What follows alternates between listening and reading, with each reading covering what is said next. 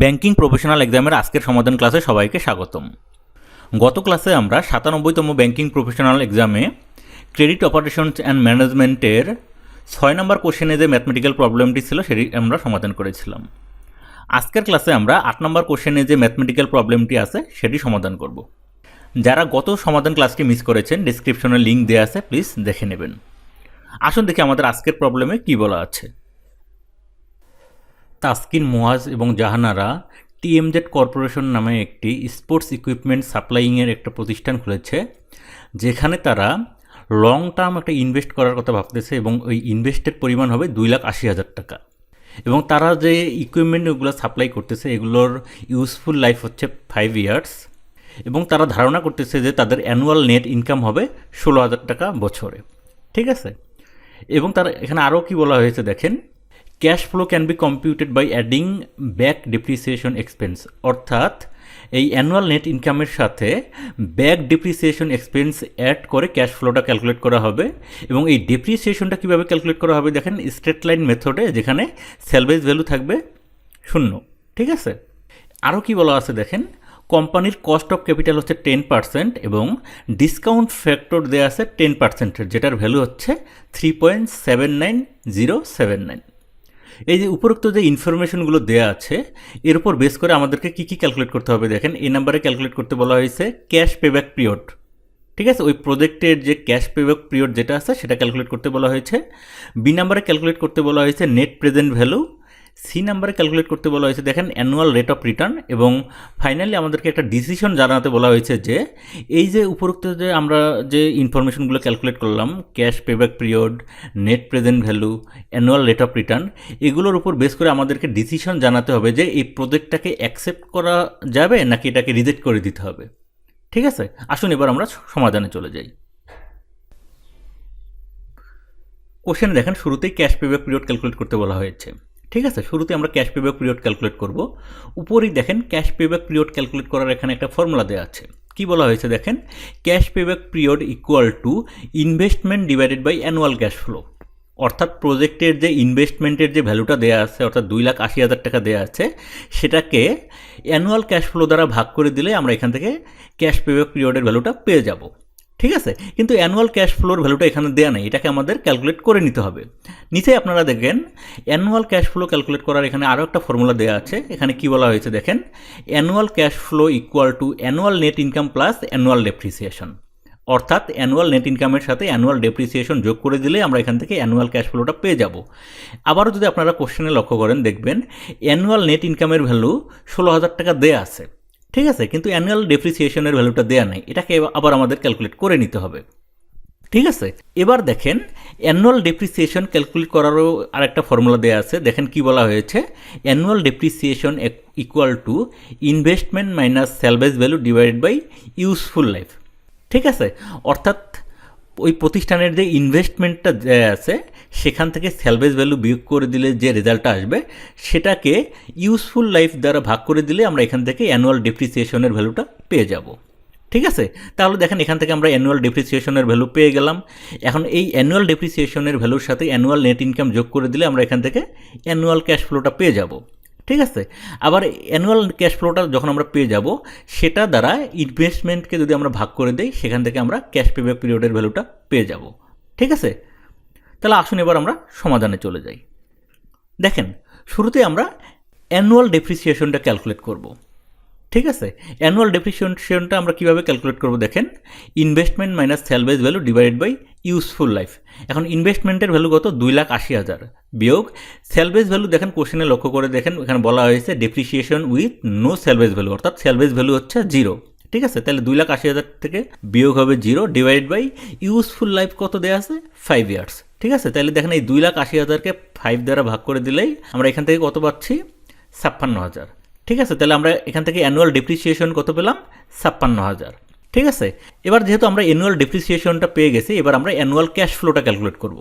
ঠিক আছে, দেখেন annual cash flow equal two annual net income plus annual depreciation. Annual net income কত দেওয়া আছে দেখেন, 16,000। এর সাথে অ্যানুয়াল ডেপ্রিসিয়েশনের ভ্যালু আমরা কত ক্যালকুলেট করলাম, 56,000। তাহলে 16,000 যোগ 56,000, দুটা যোগ করে দিলে আমরা কত পাচ্ছি, অ্যানুয়াল ক্যাশ ফ্লোর ভ্যালু আমরা পাচ্ছি 72,000। এবার দেখেন আমরা অ্যানুয়াল ক্যাশ ফ্লোর ভ্যালুও পেয়ে গেছি। তো তাহলে এই অ্যানুয়াল ক্যাশ ফ্লো দ্বারা ইনভেস্টমেন্টকে আমরা ভাগ করে দিলে আমরা কি পেয়ে যাব? ক্যাশ পেব্যাক পিরিয়ডটা পেয়ে যাব। এটাই এখানে করা হয়েছে, দেখেন cash payback period equal to investment divided by annual cash flow. ইনভেস্টমেন্টের ভ্যালু কত? 2,80,000, ঠিক আছে, divided by annual cash flow কত? 72,000। এখন এই 2,80,000 টাকাকে 72,000 টাকা দ্বারা ভাগ করে দিলে আমরা এখান থেকে ক্যাশ পেব্যাক পিরিয়ডের ভ্যালু কত পাচ্ছি? 3.89 ইয়ার্স। ঠিক আছে, আশা করছি বুঝতে পেরেছেন। এরপরে দেখেন বি নাম্বার কোশ্চেনে ক্যালকুলেট করতে বলা হয়েছে নেট প্রেজেন্ট ভ্যালু। উপরেই দেখেন নেট প্রেজেন্ট ভ্যালু ক্যালকুলেট করার এখানে একটা ফর্মুলা দেওয়া হয়েছে। কি বলা হয়েছে দেখেন, net present value equal to present value of net cash flow minus initial investment. অর্থাৎ present value of net cash flow থেকে ইনিশিয়াল ইনভেস্টমেন্টের যে ভ্যালু সেটা বিয়োগ করে দিলে আমরা এখান থেকে নেট প্রেজেন্ট ভ্যালুটা পেয়ে যাব। ঠিক আছে, এবার যদি কোশ্চেনে লক্ষ্য করেন দেখবেন ইনভেস্টমেন্টের ভ্যালু 2,80,000 টাকা দেওয়া আসছে, কিন্তু present value of net cash ফ্লোটা এখানে দেওয়া নেই। শুরুতে আমাদের present value of net cash ফ্লোটা ক্যালকুলেট করে নিতে হবে। ঠিক আছে, তারপর সেখান থেকে ইনিশিয়াল ইনভেস্টমেন্টের ভ্যালুটা বিয়োগ করে দিলে আমরা এখানে নেট প্রেজেন্ট ভ্যালুটা পেয়ে যাব। ঠিক আছে, নিচেই লক্ষ্য করেন দেখেন present value of net cash flow calculate করার এখানে আরও একটা ফর্মুলা দেওয়া হয়েছে। কি বলা হয়েছে দেখেন, present value of net cash flow equal to cash flow into discount factor. অর্থাৎ ওই প্রতিষ্ঠানের যে ক্যাশ ফ্লো সেটাকে ডিসকাউন্ট ফ্যাক্টর দ্বারা গুণ করে দিলে আমরা ওই প্রতিষ্ঠানের জন্য present value of net cash ফ্লোটা পেয়ে যাব। তাহলে আসুন শুরুতে আমরা present value of net cash ফ্লোটা ক্যালকুলেট করে নিই। লক্ষ্য করেন কিছুক্ষণ আগে আমরা নেট ক্যাশ ফ্লো ক্যালকুলেট করেছি কত? 72,000 টাকা, এবং কোশ্চেনে লক্ষ্য করেন ডিসকাউন্ট ফ্যাক্টর দেওয়া আছে 3.79079। ঠিক আছে, এবার দেখেন যেহেতু ক্যাশ ফ্লো এবং ডিসকাউন্ট ফ্যাক্টর দুইটারই ভ্যালু দেওয়া আছে, এখান থেকে এবার আমরা present value of net cash ফ্লোটা ক্যালকুলেট করে নেব। দেখেন present value of net cash flow কত দেওয়া আছে দেখেন 72,000 ইন্টু ডিসকাউন্ট ফ্যাক্টরের ভ্যালু দেওয়া আছে 3.79079। এই দুইটাকে আমরা গুণ করে দিলে আমরা এখান থেকে present value of net cash flow কত পাচ্ছি? 2,72,937 টাকা। ঠিক আছে, এবার এখান থেকে আমাদের বিয়োগ করতে হবে কি দেখেন, ইনিশিয়াল ইনভেস্টমেন্ট। কোশ্চেনে লক্ষ্য করেন ইনিশিয়াল ইনভেস্টমেন্টের ভ্যালু দেওয়া আছে 2,80,000 টাকা। ঠিক আছে, তাহলে দেখেন এই দুইটাকে বিয়োগ করে দিলে আমরা এখান থেকে কি পাচ্ছি দেখেন, নেট প্রেজেন্ট ভ্যালু। তাহলে দেখেন নেট প্রেজেন্ট ভ্যালু আমরা কত পাচ্ছি দেখেন, 2,72,937 বিয়োগ 2,80,000, তাহলে কত আসছে দেখেন 7,063 টাকা। এবং এই ভ্যালুটা কি আসবে দেখেন, নেগেটিভে আসবে। এই জন্য এখানে বলা হয়েছে দেখেন নেট প্রেজেন্ট ভ্যালু নেগেটিভ। এবার লক্ষ্য করেন যখন কোনো একটা প্রতিষ্ঠান অর্থাৎ কোনো একটা প্রজেক্টের নেট প্রেজেন্ট ভ্যালু পজিটিভ আসবে, সেটা দ্বারা বোঝায় ওই কোম্পানিটা অথবা ওই প্রজেক্টটা প্রফিট করবে। আর যখন কোনো একটা প্রতিষ্ঠানের অথবা কোনো একটা প্রজেক্টের নেট প্রেজেন্ট ভ্যালু নেগেটিভ আসবে, এটা দ্বারা বোঝায় ওই কোম্পানিটা আনপ্রফিটেবল, অর্থাৎ ওই কোম্পানিটা লস করবে।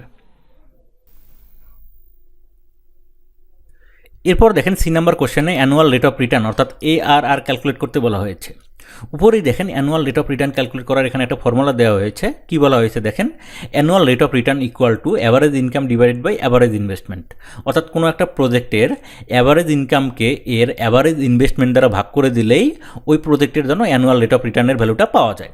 ঠিক আছে, এখন যদি কোশ্চেনে লক্ষ্য করেন দেখবেন অ্যাভারেজ ইনকাম এবং অ্যাভারেজ ইনভেস্টমেন্ট কোনটারই ভ্যালু এখানে সরাসরি দেওয়া নেই, দুটাকে আমাদের ক্যালকুলেট করে নিতে হবে।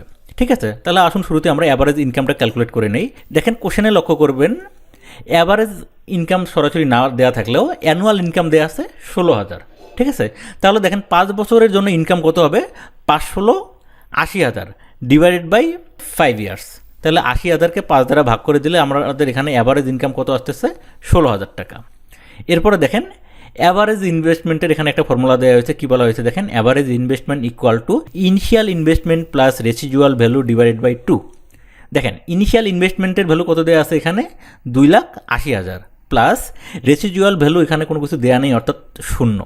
ঠিক আছে, ডিভাইড বাই 2। তাহলে দেখেন 2,80,000কে 2 দ্বারা ভাগ করে দিলে এখান থেকে অ্যাভারেজ ইনভেস্টমেন্টের ভ্যালু কত আসতেছে, 1,40,000 টাকা। ঠিক আছে, এবার দেখেন আমরা অ্যাভারেজ ইনকাম এবং অ্যাভারেজ ইনভেস্টমেন্ট দুইটারই ভ্যালু আমরা পেয়ে গেছি। তাহলে আমরা এবার অ্যানুয়াল রেট অফ রিটার্নটা ক্যালকুলেট করবো। দেখেন annual rate of return equal to average income divided by average investment. ঠিক আছে, তাহলে অ্যাভারেজ ইনকামের ভ্যালু 16,000 টাকা ডিভাইডেড বাই অ্যাভারেজ ইনভেস্টমেন্টের ভ্যালু 1,40,000 টাকা। তাহলে 16,000কে 1,40,000 টাকা দ্বারা ভাগ করে দিলে আমরা এখান থেকে কত পাচ্ছি, 0.1143। এটাকে যদি আমরা পার্সেন্টেজে নিয়ে যাই তাহলে কত আসতে দেখেন 11.43%। তাহলে অ্যানুয়াল রেট অফ রিটার্নের ভ্যালু আমরা কত পাচ্ছি, 11.43%। আশা করছি বুঝতে পেরেছেন। এরপরে দেখেন ডি নাম্বার কোশ্চেনে আমাদেরকে একটা ডিসিশন জানাতে বলেছে যে প্রজেক্টটা অ্যাকসেপ্ট করা যাবে নাকি এটাকে রিজেক্ট করে দিতে হবে। ঠিক আছে, দেখেন আমরা কিছুক্ষণ আগে যে 3টা প্যারামিটার ক্যালকুলেট করলাম, এই 3টাকে নিয়ে আলোচনা করলে এখান থেকে বোঝা যাবে যে প্রজেক্টটাকে অ্যাকসেপ্ট করা যাবে নাকি এটাকে রিজেক্ট করে দিতে হবে। দেখেন শুরুতে আমরা যেটা ক্যালকুলেট করেছি, দেখেন অ্যানুয়াল রেট অফ রিটার্ন 11.43%। ঠিক আছে, এটা প্রজেক্টের জন্য বেশ ভালো, কারণ অ্যানুয়াল রেট অফ রিটার্ন 11.43% দ্বারা এটাই বোঝাচ্ছে যে ওই কোম্পানি অর্থাৎ ওই প্রজেক্টের ইনভেস্টমেন্ট প্রতি ইয়ারে 11.43% হারে বাড়বে, যেটা প্রজেক্টের জন্য ভালো।